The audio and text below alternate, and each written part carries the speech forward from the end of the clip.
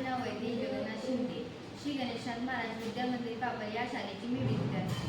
विकसित भारत गुरुदान 2025 समृद्ध भारत स्थानिक उत्पादने.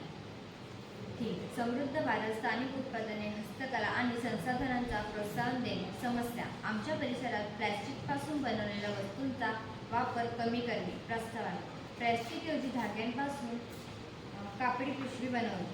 साहित्य: निसर्गातील वेगवेगळ्या वनस्पती, उदाहरणार्थ अंबारी, स्नेक प्लांट इत्यादी वनस्पतीपासून आपण कापडी पिशवी बनवू शकतो.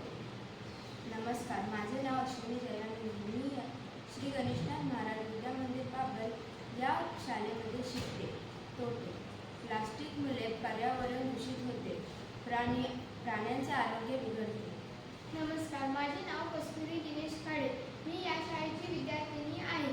कापडी पिशव्यांचे फायदे: कापडी पिशव्या पर्यावरणासाठी चांगल्या असतात, त्या अनेक वेळा वापरता येतात. आपल्या निसर्गातल्या काही वनस्पती आहेत, जसे की अंबारी, स्नेक प्लांट. या वनस्पती आपण कुजत ठेवून त्यांपासून अशा प्रकारे धागे बनवू शकतो आणि त्या धाग्यांपासून आपण कोणत्याही आकाराच्या अशा कापडी पिशव्या बनवू शकतो.